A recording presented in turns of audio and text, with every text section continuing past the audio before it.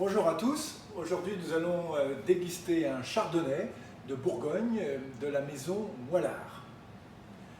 Où se trouve la Bourgogne? La Bourgogne, c'est une des plus belles régions au monde, notamment très connue pour ses vins blancs, qui va se situer à, on va dire, à 150 km au sud de Paris, au niveau de Chablis, et qui va se terminer au nord, légèrement au nord de Lyon, par les Beaujolais.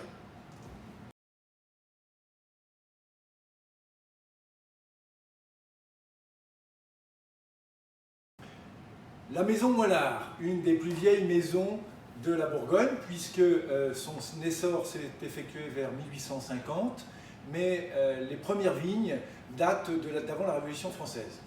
Une quarantaine d'hectares, dont 50% en premier cru, ce qui est énorme.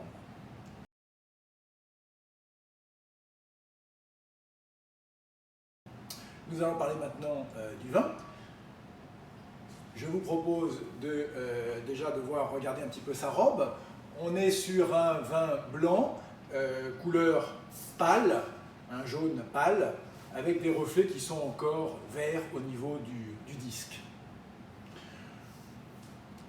On a un vin, et là on est, je vous rappelle, dans le nord de la France, donc beaucoup moins d'alcool normalement, puisqu'il y a moins de soleil dans le nord que dans le sud, donc beaucoup moins de glycérol dans le vin.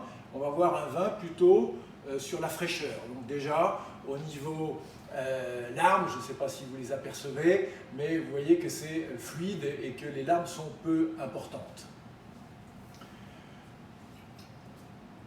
On va travailler au niveau du nez, sur toujours, on va rechercher la fraîcheur sur ce vin, la minéralité, pardon. On a un vin déjà qui est très aromatique au niveau du nez. On a une explosion de fruits blancs, d'agrumes, un petit peu citronné, qui va donner aussi cette fraîcheur en attaque de bouche. Et puis le côté floral aussi, alors des fleurs plutôt chèvrefeuille, le côté floral végétal qui est aussi présent au niveau du nez, qui donne un côté discret, mais aussi une certaine complexité.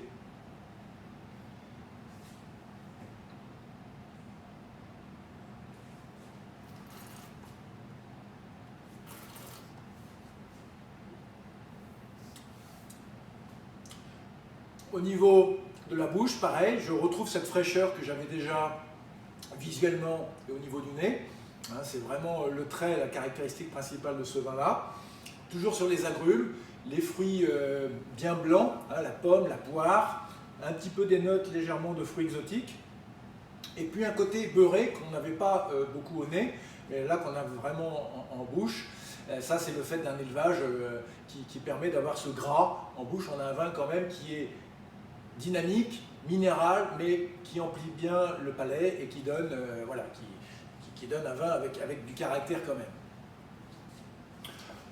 Je vous rappelle qu'on est sur un vin en culture raisonnée, donc le vigneron fait attention au niveau de la vinification, mais aussi au niveau de l'élevage.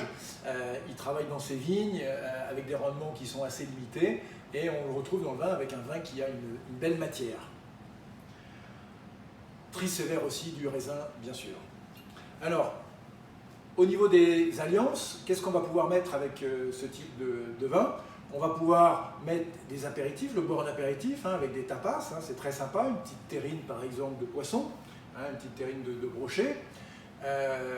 Vous pouvez le mettre bien sûr sur tout ce qui est carpe braisée, poisson braisé. Vous pouvez mettre aussi bien sûr des quenelles, quenelles de brochet par exemple, ça ira très bien, mais sur un escargot, des escargots, ça ira aussi très très bien.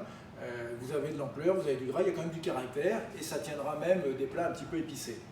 Et puis, comme tous ces vins à base de chardonnay, c'est facile aussi à marier avec les plats asiatiques, voire indiens, si vous avez des épices, ou aussi dans des registres de crème fraîche, des plats, des poissons en sauce, des quenelles en sauce. Vous voyez, la minéralité du vin va compenser le gras du plat et vous allez avoir un équilibre qui va se trouver naturellement entre les deux. À boire, je dirais frais, toujours 8-10 degrés.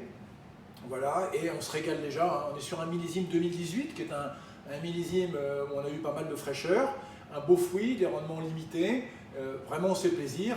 Et en termes de prix, on est dans des prix très raisonnables pour la Bourgogne, puisqu'on tourne à 12 000 francs CFA.